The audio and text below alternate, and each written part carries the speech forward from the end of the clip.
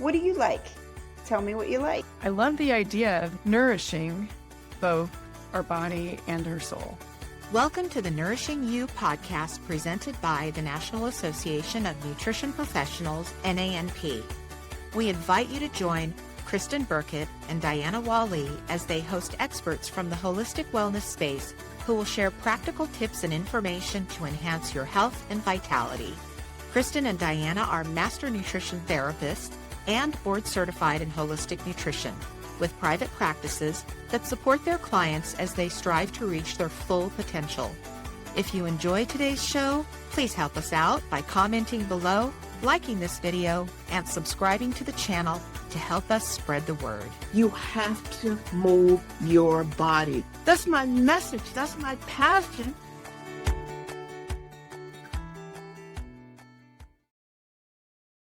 This episode of the Nourishing You podcast is brought to you by Bowman College. We're thrilled to have Dr. Amy Myers with us today as part of our series on gut health, specifically about the connection between gut health and autoimmunity. Dr. Amy Myers is a medical doctor, a two-time New York Times bestselling author, and an internationally acclaimed functional medicine physician who specializes in empowering those with autoimmune, thyroid, SIBO, Candida, and gut issues to reverse their conditions and take back their health. Dr. Myers spent more than 2 decades working as a physician, including founding her own clinic, before she launched Amy Myers MD, an e-commerce wellness brand that reaches millions of people in more than 140 countries around the world with over 75 products she personally formulated and a variety of programs. Dr. Myers authored the New York Times bestsellers The Autoimmune Solution and The Thyroid Connection, as well as the Amazon #1 best-selling cookbook, The Autoimmune Solution Cookbook. In 2024, Dr. Myers launched Take Back Your Health podcast to empower people who are seeking a path to optimal health and looking for the latest breakthroughs in longevity and functional medicine. She's privileged to spend most of her time these days using her medical expertise to give guidance and support to her expansive online audience. She is also mom to Elle and splits her time between Santa Fe, New Mexico and Austin, Texas. Thanks for being with us today, Dr. Myers. You've been such a wonderful influence throughout my career, and it's personally such a pleasure to speak with you in person today. Well, thanks so much for having me. I really appreciate it. I just wanted to say, Kristen and I were talking about this before you joined us, that like Kristen, I've been following your work for years and consider you a mentor. And in prepping for this interview, it came to mind that you really were one of the earliest proponents of using diet and lifestyle to manage autoimmune conditions. And we were reminiscing about how autoimmune protocols like AIP and elimination diets just weren't a thing. So some of our younger listeners or those new to holistic health might take that for granted. That thanks in part to your work, now there are dozens and dozens of autoimmune protocol books and thousands of online interviews, even podcasts like yours dedicated to managing autoimmunity using a functional medicine approach. So I thought it was really worth highlighting and just thanking you for that.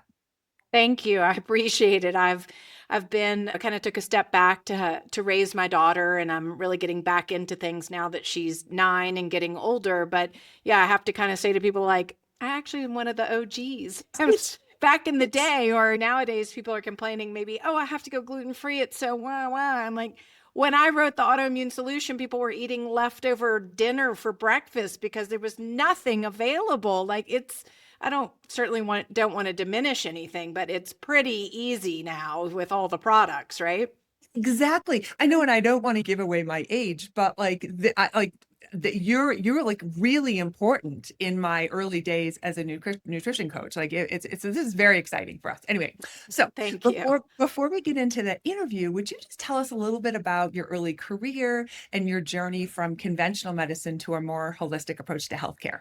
Yes, many people think that I am trained as a medical doctor and that it was sort of some failure there that I then decided to go into functional medicine. But I actually went into medical school knowing that I wanted to practice some sort of holistic integrative medicine. So my parents were, they didn't look like hippies, but they were essentially sort of hippies. I grew up in the 70s. My mother knew about the microbiome. She made yogurt when we were little, fresh yogurt. We didn't get to eat sugar when we were little. We ate real whole foods. And that really sort of shaped things. I became a vegetarian at 14, which I know now was the wrong thing for me. But back then, the point is that in the 80s, I had become a vegetarian. I went off to the Peace Corps on my way to Paraguay, South America. I read a book by Andrew Weil, got very fascinated about that. I grew stevia with farmers down in Paraguay and learned a lot about medicinal herbs and holistic healing, and came back with the idea that I would go to Bastyr and become a naturopathic doctor, and moved out to Seattle to actually do that. And then, just long story short, realized that even medical doctors, they were viewed very differently. And so I decided that I wanted to get an MD degree. But while in medical school, I started an integrative and complementary alternative interest group. I took all my electives in integrative medicine. I did an elective with Dr. Andrew Weil, my 4th year of medical school.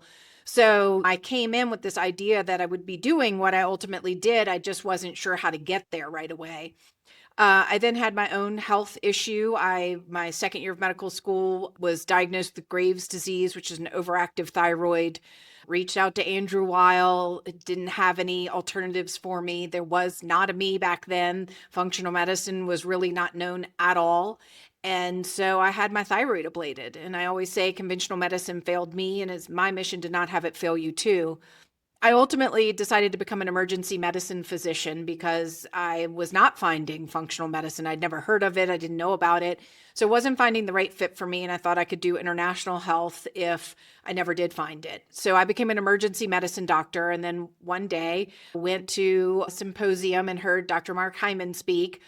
And he was talking about functional medicine, and I realized that is what I've been waiting for. So I went up to him afterwards. We spoke. He allowed me to come shadow him. He became a mentor to me. And that was really the trajectory to change my life and get me out of the emergency room and into functional medicine. And so that is the beginning. And then I wrote a couple of books, and then people started to come see me from all over the world. And then I had my daughter, and I started formulating supplements and writing online protocols and things like that so that I could be available to her. And here we are. Well, we're certainly grateful that you blazed the path that you did. And fortunately, now it's not such a difficult path to find. Like, it's becoming more accessible for people that know that that's where they want to go. But so grateful that you found it for yourself and used it in this way to help others. So yeah, when I started out, I'd have to explain what functional medicine is to people when they would ask me, what do you do? And it was this long explanation describing it. And now you just say, oh, yeah, I'm a functional medicine doctor. People are like, you are? Oh, and everybody knows what functional medicine is now. Yeah, becoming much more mainstream, thankfully. Yeah. Yes, thankfully. Well, we have a big topic to discuss today, and I want to start with the big picture. Current statistics, from what I found, show approximately 10% of the global population is affected by one or more autoimmune conditions, and somewhere between 15 and 50 million Americans are affected, and the numbers are rising between 3 and 12% annually is the statistic I saw. Yeah. I mean, I just updated the Autoimmune Solution book. It's been over 10 years. I just turned in the manuscript for a revised edition, and it will be out hopefully this summer. But as we were going to look for statistics, it actually was difficult to find any current statistics. The statistics, other than the number of autoimmune diseases, when I wrote the book, there were 100. Now there are 150 classified. The numbers of autoimmunity, it was very difficult for us to find an increase, though we know it's increasing. And those we have to remember of all the people that have actually been diagnosed. So I talk about in the book the autoimmune spectrum, and you can be anywhere on that spectrum. So there's a whole gazillions, millions and millions of people that are on that spectrum that are experiencing symptoms but have yet to be diagnosed. So we know whatever statistic you're reporting is vastly underestimated. Yeah, and even if those numbers are beginning to scratch the surface, it's staggering. Like it's incredible. And it can take 4 to 5 years, even longer, to get diagnosed, as you're alluding to. So can you just kind of anchor us with this? Define what autoimmunity is. Give us some examples of some of the more common conditions. And I'd really like to hear your take on what's fueling the process. So, the basic definition of autoimmunity is that your body is perceiving some aspect of it foreign. In rheumatoid arthritis, it's your joints. In Hashimoto's, it's your thyroid. So, for some reason, your immune system has gone rogue. And instead of attacking a foreign particle in your body, it is attacking your own body because it's perceiving it to be a foreign particle in your body. So, that's probably the most basic layman's term. Some examples of most common autoimmune conditions are Graves, like I had overactive thyroid, Hashimoto's underactive, MS, ALS, rheumatoid arthritis, lupus, Sjogren's, scleroderma. I mean, now they're classifying possibly, autism as an autoimmune condition. They're seeing that even long COVID likely has an autoimmune component to it. And of course, fibromyalgia, chronic fatigue, things that, when I was an ER doctor, we just well, I didn't because I had a different mindset, but poo-pooed as not even being real diseases, now classified as real diseases and likely have a latent viral component to an autoimmune component to them. And then what is fueling them? I think it's the same things that was fueling them 10 years ago. It's just that in each of these areas, things have gotten worse, unfortunately. So I talk about the 4 pillars to reversing autoimmunity, and that really incorporates 5 areas. So our diet, I have people get rid of gluten, grains, and legumes, leaky gut, so healing your gut, toxins. I mean, this is one that's really exploded over the last 10 years, is the amount of toxins that we are being exposed to. And then we have healing your latent infections. So that's things like Epstein-Barr, Lyme, herpes, and now we can add COVID into that and the mRNA vaccines into that. You could add that into toxins, I suppose, as well. Relieving stress. And then in the updated version, I've also added in letting go of trauma. So trauma, stress, and latent infections. I mean, I think that pretty much covers everything. And I would say that there are more C-sections, there's more antibiotics, so there's more leaky guts, there's more Roundup, there's more toxins, there's more leaky guts, there's more chemicals, right, that we're being exposed to. We now have COVID on the scene. So all of these things are still the fundamental basics of what have caused autoimmunity. I think that they've just, back in the day when I started, for a lot of people, you could put them on an elimination diet and heal their gut, and most people got well. By the end of my practice, after you've written the autoimmune solution, I'm seeing people with 9 autoimmune conditions, and the stakes are much higher. But I think that more people are getting more autoimmunity, and they're getting it younger. And so things have really escalated in terms of all of those areas, I believe. And I'm curious if you still stand by this, if this is still true, because we hear in the autoimmune community that autoimmunity starts in the gut. And for someone listening, that can seem a little bit abstract. So if you still think that's true, can you walk us through what's happening at that gut immune interface? Sure. So, yeah, I mean, a lot of people, as I've written an updated version, have asked, is there anything that you believe to be false? Is there anything that you've changed? And the answer is no. Like, I didn't find anything to not still ring true. What I've done, and I'll get to your question, is, like I said, update how the world has changed, right? I have an entire section on COVID and long COVID and the COVID vaccine. I have a section on trauma, because after seeing patients for over a decade after that, hearing people's trauma stories, and on the other end of the spectrum, the amount of modalities that have come out to help us as well. EBU, hyperbaric chamber, high dose IV vitamin C, peptides, all of these things that have come about and have become much more mainstream. So that's just an aside to know.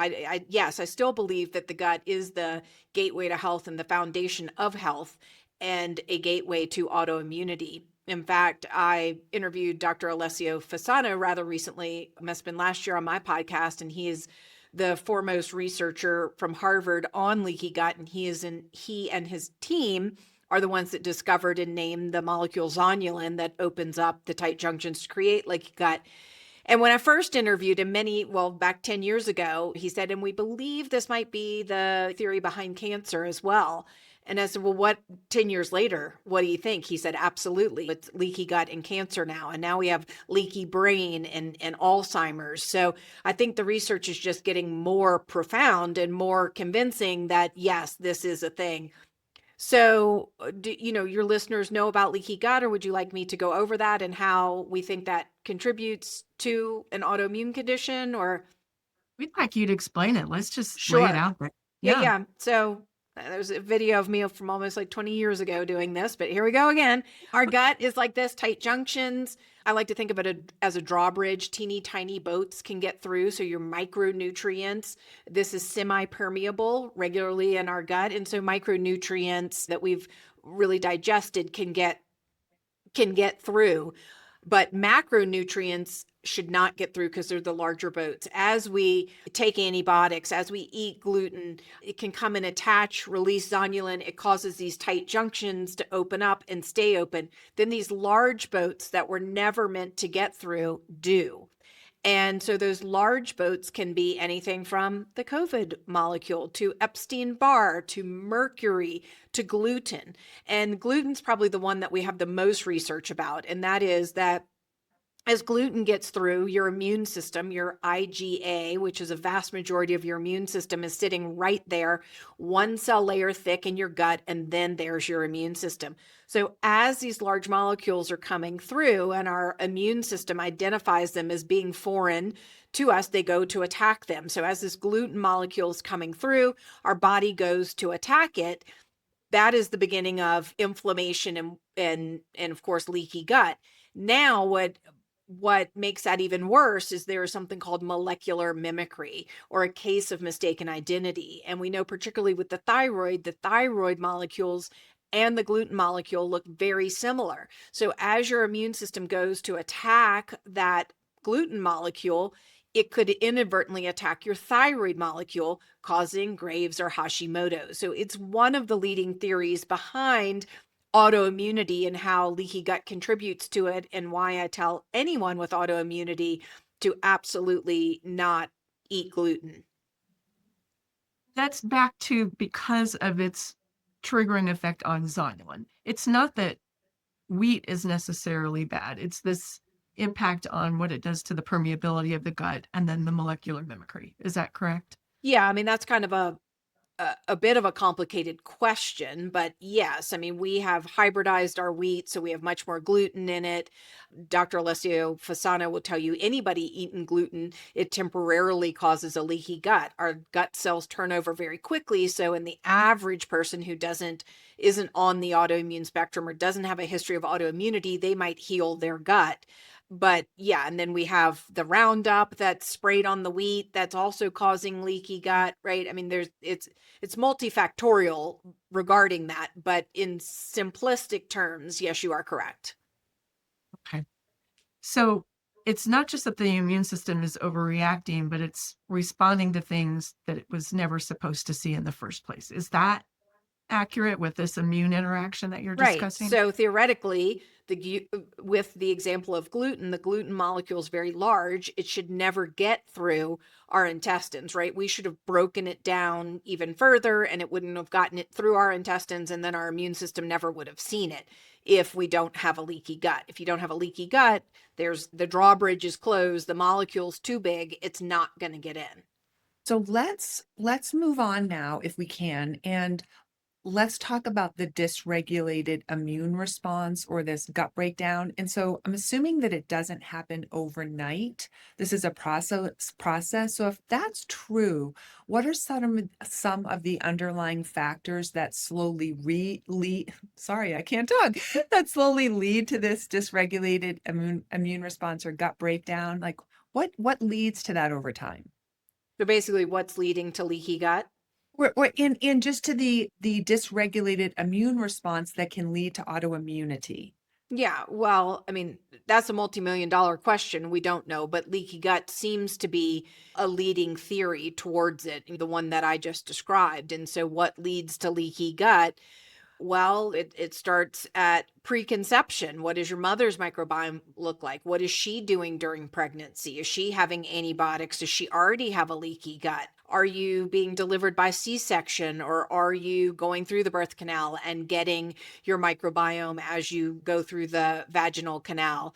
Are you a child that's then put on formula instead of breast milk? Or maybe you're on breast milk, but your mom's eating dairy and you have a dairy allergy. So then you end up with a lot of ear infections and then you're getting antibiotics and you've wiped out your gut, right? Then once you get to eating food, you're eating rice cereal or something that's not organic and it's sprayed with Roundup. And we know that Roundup now causes leaky gut. So, I mean, it's all the things. Stress can cause leaky gut.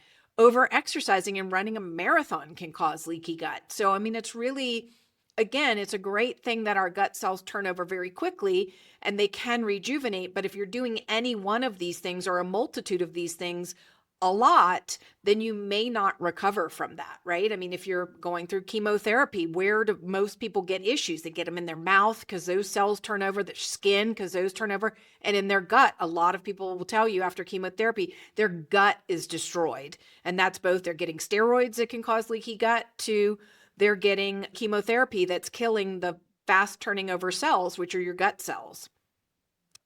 Okay, but it sounds like it's a combination of triggers and maybe some susceptibility there. So is there a genetic component that needs to be a part of this picture or not necessarily? I don't know that they found any leaky gut genes. Now, I mean, one can Oh, say no, yeah, I mean more the connection between you have this leaky gut, so now and then you're, autoimmunity.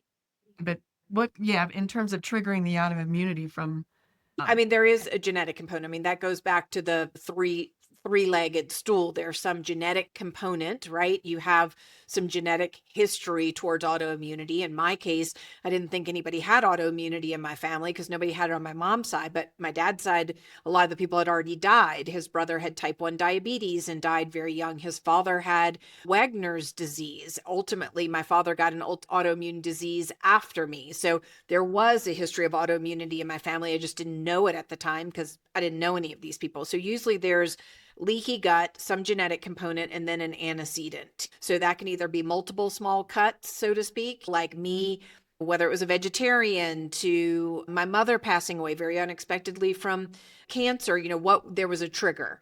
But we are finding, and they have found that there are people on both sides, right? There are people now who get celiac that don't have the genes for celiac. And then there are people, obviously, who have genes for certain autoimmune conditions and they don't get them. So, I mean, that's where the environment and all of this does play a role. So I think 10 years ago, we would have said there needs to be a genetic component. But nowadays, I think that we're finding there are people that don't have any genetics for certain autoimmune conditions, but they have enough triggers and leaky gut and they end up with one. that's really interesting. I hadn't heard that Mm-hmm. about not as absolutely having to have the genetic component. Do you think maybe it's because we haven't identified all of the potentially associated genetics with the different conditions? Or maybe it really just as simple as we may not have to have the genetic tendency? I'm only going to be hedging a bet here, and I'm going to say I think that our environment has become such that it's just changing things for us. Interesting. So it's But all, that's just my own personal, it could be that they haven't found all the genes or all the SNPs, absolutely. But I mean, I think they've done a pretty good job of sequencing that, but perhaps it's not complete. interesting. As a leader in integrative health nutrition for over 30 years, Bowman College offers comprehensive programs in the fields of holistic nutrition and culinary arts. Their online nutrition consultant and holistic chef culinary school programs train you to make a positive impact by helping others with conscious eating, earth-friendly living, and healthy lifestyle choices. You can change the world and have a rewarding career you love. I was curious about certain medications, if they have an impact. So NSAIDs, I think there's a lot of people that take those like Skittles and antibiotics. Like what can you tell us about that? Well, yes, absolutely. I mean, we know that NSAIDs can change your microbiome with just one dose. Obviously, antibiotics can wipe out your microbiome in one dose. If we're talking about things such as acid blockers, I mean, we need acid to digest our food and our proteins, but we also need the acid in our gut to kill off viruses and parasites that we're going to eat on our food. And so I think that's really something people are not thinking about when they take this, right? So I like to think of our microbiome in our gut as a rainforest, and that we have a lot of different organisms. I mean, most people just think, oh, it's just good probiotics in there. Well, no, it's actually a rainforest filled with, you might have some viruses. You might have a parasite or two in there that actually is stimulating your immune system just the right amount to keep you from getting an autoimmune disease and not overstimulating you. It's in balance. And we all have a little bit of yeast or candida in there, and it's all sitting perfectly in a lovely balance. But when we start to tip these things by taking antibiotics, by having acid blockers, it can tip this balance. And then once the balance is tipped, things can overgrow. You can get small intestinal bacterial overgrowth. You can get a yeast overgrowth. Maybe now the parasite begins to become a problem for you instead of keeping your immune system just level. And so certain medications can have an enormous impact. And as you said, I think that I feel like it's become much more wide known about how bad taking the acid blockers are, more than just like, oh, I have indigestion twice a year and I took one, right? But the people who are just on them chronically, I think it's becoming more well known just about how bad that is for you. But the Motrin, there's lots of research about that, but I'm not sure that that is anything that is really as widely known as, say, that the acid blockers. I think the antibiotics and the acid blockers, again, I'm a little skewed because I've been in this world for so long. It's hard to say what's mainstream and what's not, but those seem a bit more mainstream. But I don't know that a lot of people know about the Motrin, but there are studies showing that it can alter your microbiome with just one dose. I don't want to like harp on it too much, but because that is such a common conversation I have to have, can you put even more clarity around what falls into the category of NSAIDs? I know that everyone should know that, but I don't think that everybody does. But what falls in there, and what is occasional use that's okay that may not disrupt, or do we even know? Because I used to have people that say, oh, I don't take them very often, just maybe like once a week. And I think, oh my gosh, that's probably doing a lot of damage. But can you put any more context around Yeah. that? I mean, this is again where it's a little hard for me because I've been living in this world for a long time. So I personally would say once or twice a year, right? I think my child, she's 9. She had a fever of 101, and my husband gave her some Motrin last night. I think that's the second time she's ever had Motrin in her life. And I said, put wet socks on her. So that was my philosophy, like put the wet socks on her and don't even give her the Motrin. We know one dose. Okay, back to your question. What is NSAIDs? So those are non-steroidal anti-inflammatories. So that falls in the ibuprofen, Motrin. I don't know the prescription names that are still on the market because some have been pulled, but it was like Mobix, Celebrex. These are anti-inflammatories. They can work. I mean, I pulled my back out and had to travel. And so I did take a dose the other day. They do work really well. I don't know if they work really well on me because like I literally take them once or twice a year. I do everything I can to not have to take these, or if they do just work really well, and that's why people take them. So that's what an anti-inflammatory is. It's one dose can alter your microbiome. This is where it's hard to say everybody's an individual, right? Like someone who's in really good health is eating, doesn't have any overgrowth of infections, is taking probiotics, eating probiotic rich food, eating sauerkraut, has a great microbiome. Taking a dose of Motrin may not be a big deal for them. But you have someone else who's already stressed out on an acid blocker, or has a ton of yeast overgrowth. Their microbiome's already a wreck. It's low. They had a history of antibiotics, and then they're adding Motrin on top of it. I mean, they're not going to be able to sustain that one dose as well as the other person. So it's too individualized for me to be able to give an example. And I've been living this life for so long, it's hard for me. I'm probably pretty skewed about how often I would take Motrin. I mean, it's just not something that I would take more than a few times a year. Yeah. No, I appreciate you just bringing a little bit of clarity, because that's very similar to my mantra on the whole thing, but it's kind of nice to have somebody validate that and give a little bit more perspective behind it. So because I think it's so overused, and I think it's just so easy to get. I should clarify or have you clarify, is Tylenol considered in the It's NSAID not. category? So Tylenol is a completely different drug, and that shuts down your cytochrome P54 in your liver. And I took a Tylenol. When did I take one? I think I had COVID and I took Tylenol. So that must have been 2 years ago. And that was the first Tylenol I had taken like 20 years since I found out what Tylenol does for you.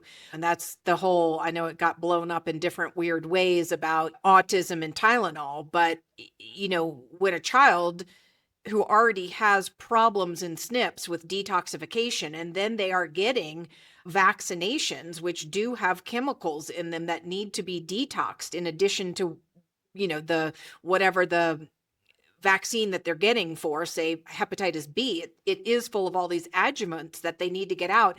And then they already have problems doing that and detoxing. And then you give them a Tylenol and it shuts down that pathway completely. That is how a child can get, a toxic overload and then potentially lead to autism.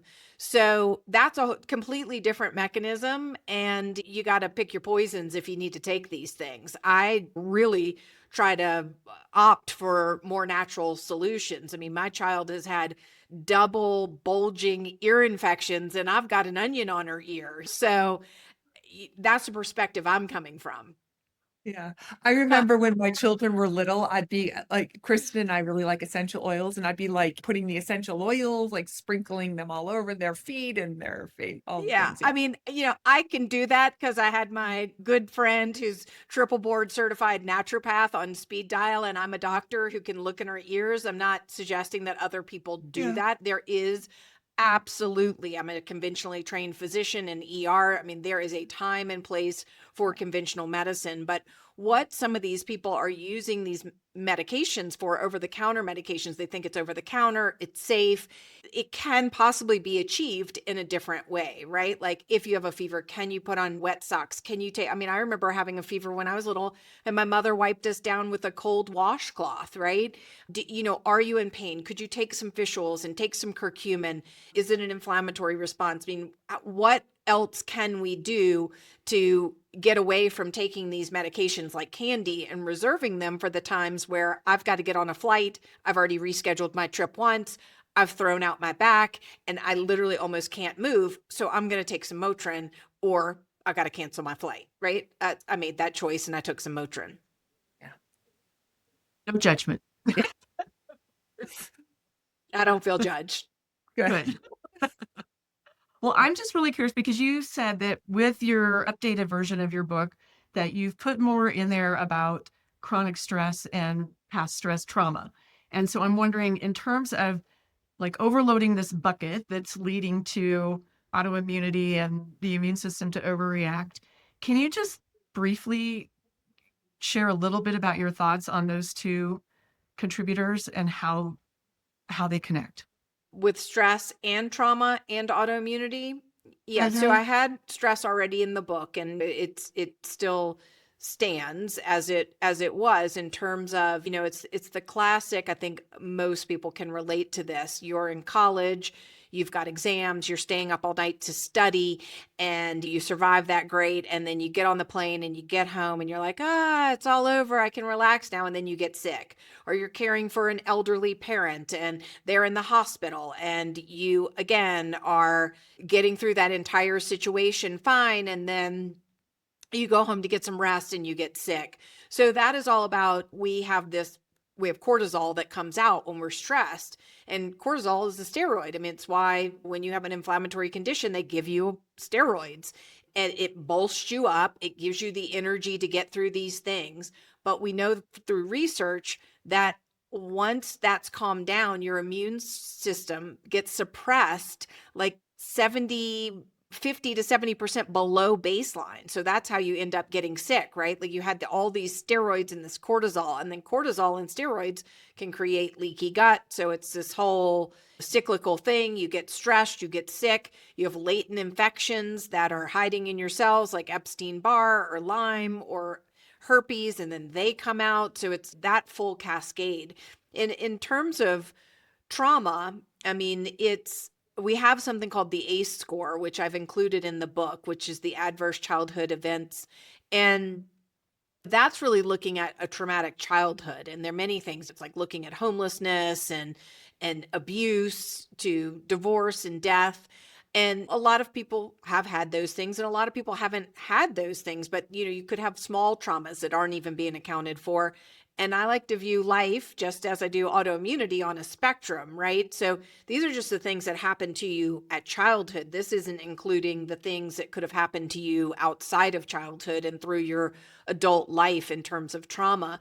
But we do know the higher that score, it correlates with virtually all chronic disease, including autoimmunity.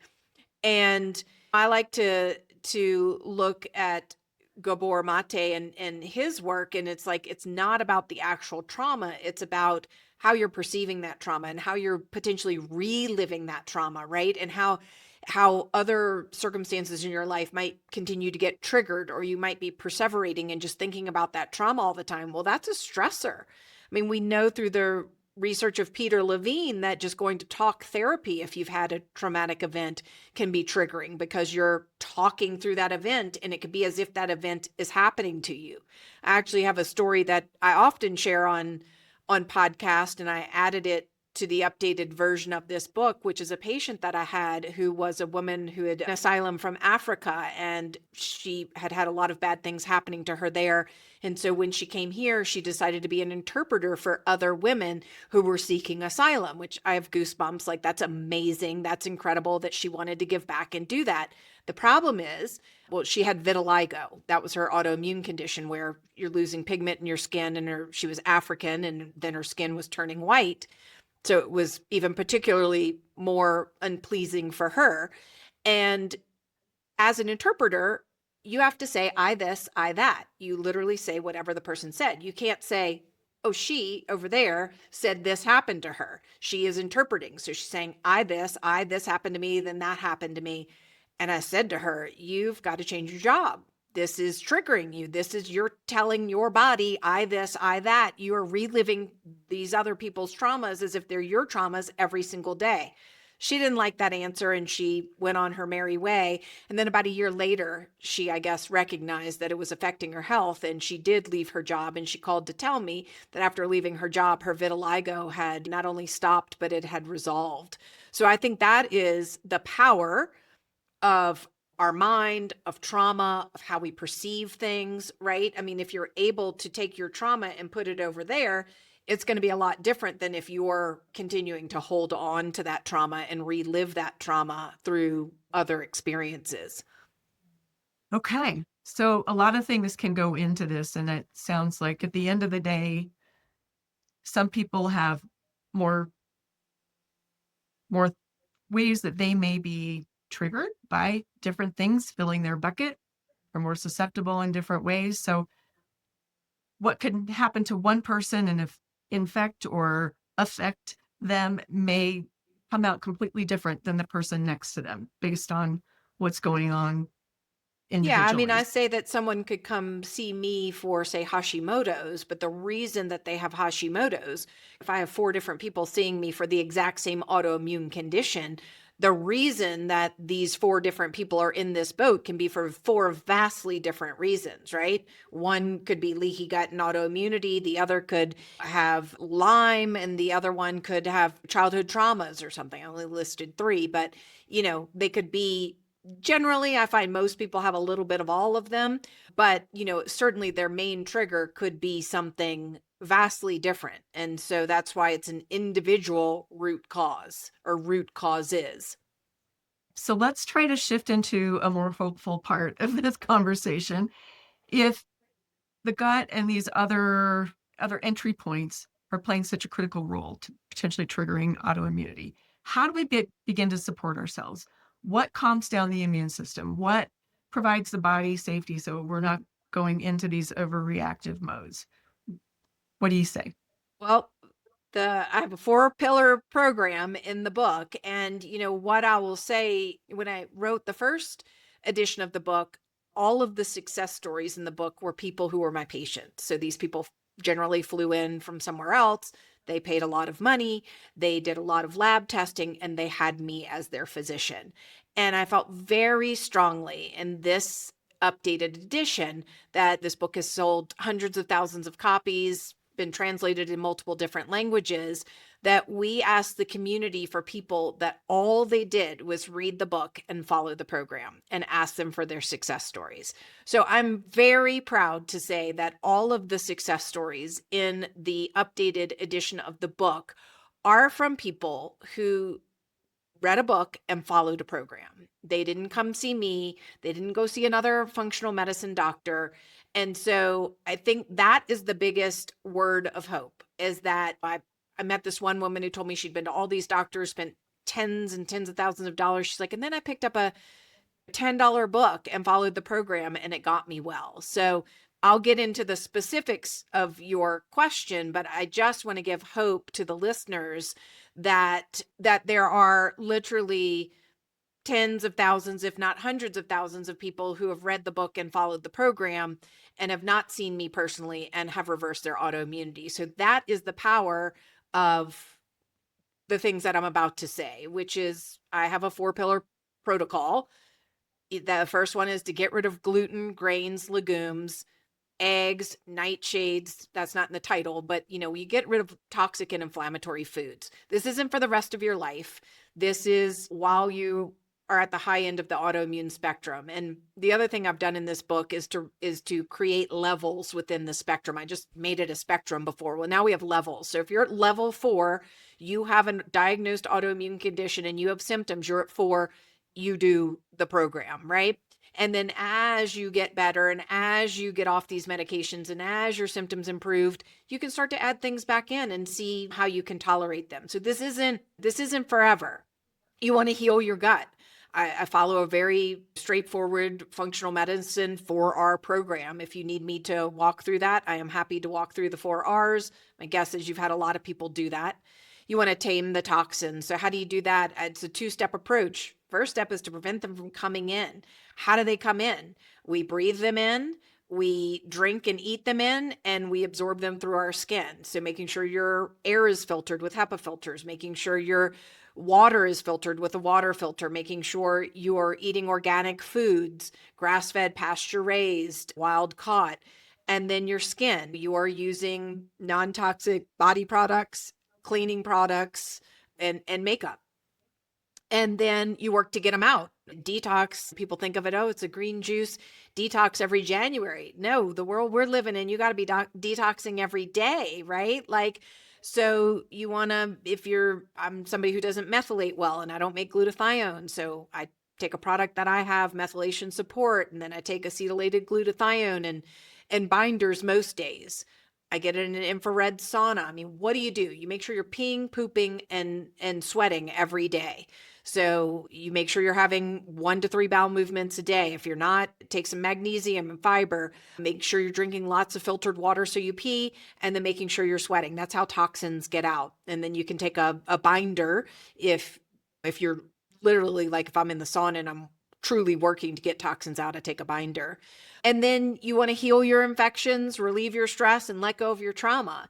So how do you heal your infections? That is something that there were not a lot of resources for in the first book, right? I mean, it was difficult, but now there's places with hyperbaric chambers on almost every corner. There's places with ozone and high dose vitamin C.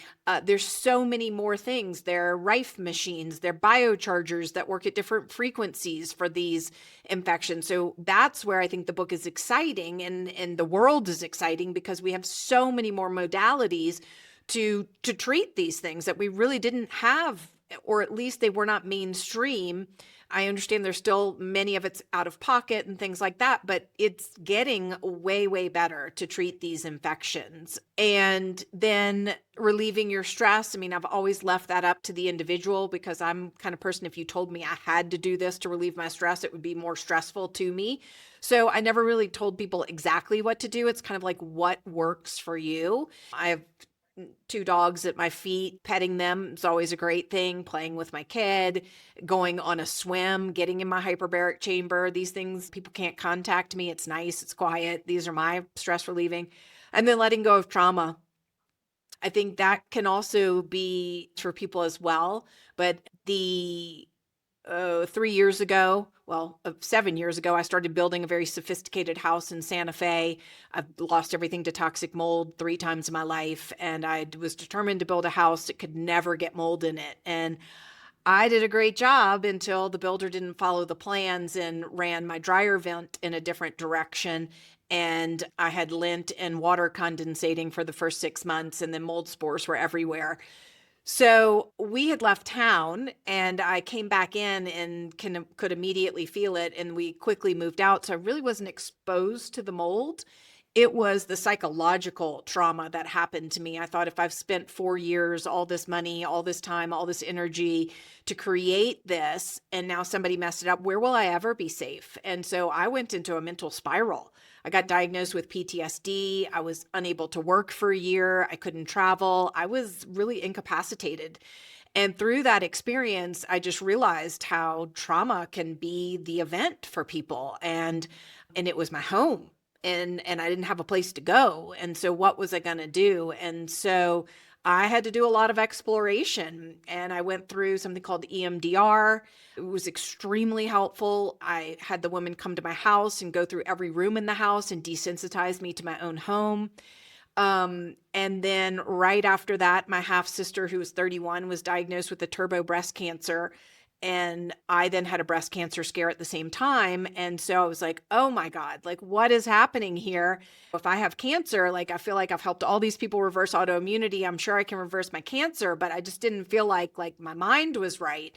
And so I went off and did Joe Dispenza meditation. And then that ultimately led me to something called clarigenic medicine, which is, it is a medicine journey, but it's not like ayahuasca or something where I wasn't where I didn't know what was going on, and it was a very controlled environment. And it was everything that people said it was. It was the most amount of healing in the shortest amount of time. And so now I do Joe Dispenza's meditations regularly.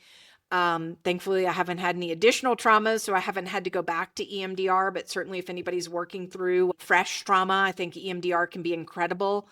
I mentioned the work of Peter Levine in somatic work. He says talk therapy for somebody dealing with trauma can actually, in many ways, for many people, be triggering again and is not advised.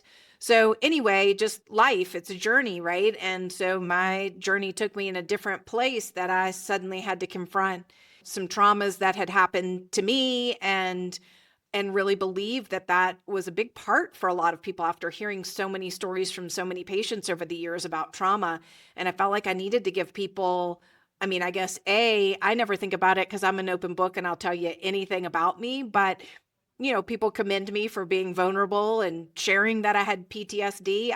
I don't really, it happened, it's real, and I got over it, but it was real, and I don't mind sharing that. But I think that's been my philosophy the whole time. If there's anything that I can go through and share it with you to help prevent you from doing it, or to help you realize it's okay to be going through it, people have commended me for my vulnerability in sharing these things. And so I felt it important to share them in the book and to talk about it all. Well, you are such an inspiration. Thank you. And such a good communicator and an OG. I can't thank you enough. I know we need to let you go, but will you tell folks where they can find you? Tell us about the new book, the podcast, anything else you want to share. Absolutely. So right now, my website is still just amymyersmd.com. That's where you can get all the supplements and the protocols and everything. We are creating, I don't know when this will go out, my own website that will house an inner circle, a group paid membership where people can actually interact with me. The book should be out this summer, but I'm waiting to hear. So we don't know since it's a revised edition, but my Instagram is at Dr. Amy Myers. So basically the way to think of it is anything with the company, it's Amy Myers MD. And if it's anything to do with me sort of personally, it's Dr. Amy Myers. Well, just as a closing note here, it's just really important to keep in mind that the goal isn't perfection, but it's supporting the body in a way that brings things back into balance over time. So with that, again, we just want to thank you so much for being here with us today. And thanks to all of our listeners. We always appreciate you, and our viewers too, for joining in. So until next time, be well. And thanks again, Dr. Myers. Thanks so much for having me. Appreciate it. This episode was brought to you by Bowman College. Learn more at bowmancollege.org. Don't miss a beat. Find other episodes and subscribe to this podcast on YouTube or check us out on your favorite streaming app. Now available on Apple Podcasts, Pandora, Spotify, iHeartRadio, Amazon Music, and more. You can also visit nanp.org for more information. Looking for a board-certified holistic nutrition professional to support you on your health journey? Go to nanp.org to get started today. Membership in the NANP provides you with a competitive advantage.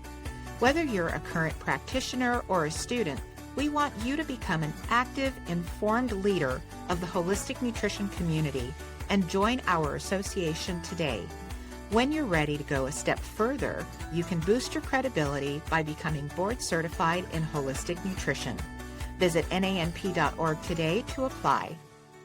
The information on the NANP podcast is for educational purposes only and should not be considered medical or legal advice. The NANP is not liable or responsible for any harm, damage, or illness arising from the use of the information contained herein. By listening to the information on this podcast, you agree to defend, indemnify, and hold harmless the NANP and all agents. Copyright NANP, all rights reserved. Until next time, stay nourished.